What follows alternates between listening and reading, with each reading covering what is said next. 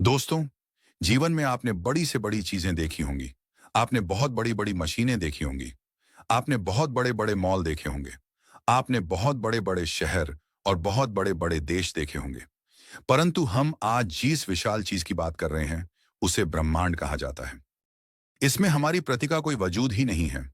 यानी कि रेगिस्तान में पड़े हुए एक और रेत के कण की जितनी वैल्यू होती है, हमारे ब्रह्मांड में हमारी पृथ्वी की सिर्फ उतनी ही वैल्यू है। ब्रह्मांड बहुत विशाल है। यूं कहें कि ये अनंत है, क्योंकि इसके अंत तक हम कभी भी नहीं पहुंच पाएंगे। इसलिए इसे अनंत कहना भी सही ही रहेगा। इसमें ग्रह है, इसमें तारे हैं, इसमें आकाश गंगाएं हैं और सभी अंतरिक्ष पदार्थ हैं और ऊर्जा भी इसमें शामिल है। रात के समय आकाश को देखकर आप समझ सकते हैं कि हमारी प्रत्येक कण मात्र है। सूर्य के अंदर 1.3 मिलियन से ज्यादा पृथ्वी समा सकती है और सूर्य हमारे स्वरमंडल का एकमात्र तारा है। तो आज हम अंतरिक्ष के बारे में कुछ ऐसे ही चीजें आपको बताने वाले हैं जिन्हें जानकर आप सच में हैरान रहने वाले हैं। ब्रह्मांड का केवल 5% सामान्य पदार्थ से बना है, लेकिन बाकी का 25% डार्क मैटर है और 17% डार्क एनर्जी से बना है। इन चीजों को महसूस किया जा सकता है, देखा नहीं जा सकता। केवल 5% ब्रह्मांड ऐसा है जिसे हम देख सकते हैं। यदि हम शनि ग्रह को पानी में रख सकने में सक्षम हैं, तो पानी पर तैरने लगेगा, डूबेगा नहीं, क्योंकि शनि ग्रह वास्तव में इतना हल्का है, इसका घनत्व इतना कम है। शनि ग्रह हमारे स्वरमंडल का दूसरा सबसे बड़ा ग्रह है, लेकिन यह पूरी तरह से ग्रह शीघ्र होने की वजह से इसका घनत्व पानी से भी कम है।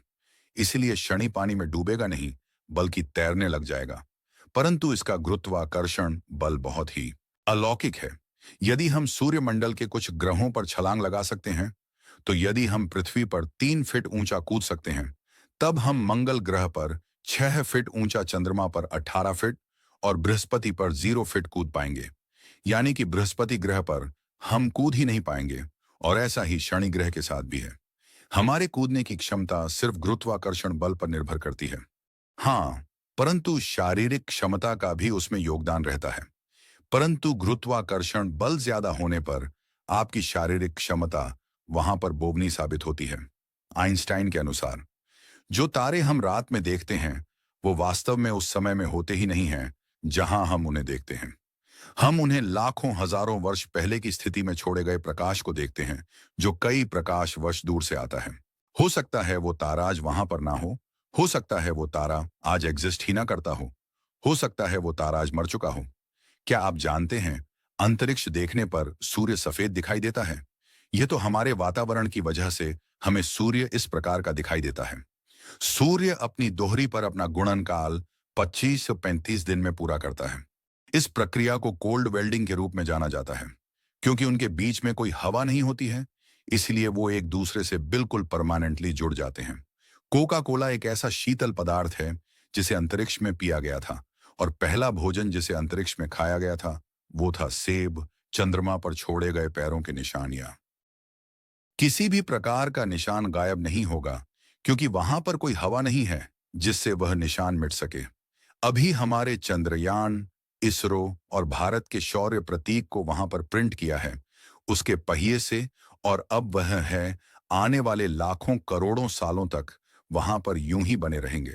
देखिए, सर्किल आकाश गंगा में 100 बिलियन से भी अधिक तारे हैं, जिसे हम मिल्के भी कहते हैं, और वैज्ञानिक के अनुसार ब्रह्मांड में 100 बिलियन से अधिक आकाश गंगा है। वैज्ञानिक अभी भी ब्रह्मांड के बारे में 1% से ज्यादा कुछ नहीं जानते। क्नॉइस, आप आसमान में जब भी देखते हैं, आपको हजारों लाखों तारे दिखाई देते होंगे। हर एक तारे की अपनी दुनिया है और हर एक तारे का आकार इतना बड़ा है कि हमारा पूरा सौर मंडल भी उसमें समा जाए तो उसे कोई फर्क ही नहीं पड़ेगा। जबकि हमारी प्रति मात्र 24 घंटे में अपना एक काल पूरा कर लेती है। यानी कि सूर्य के एक दिन को देखा जाए तो हमारे 25-45 दिन के बराबर होगा। हेली नाम का एक धूमकेतु है जो पृथ्वी से हर 75 वर्षों में एक बार दिखाई देता है।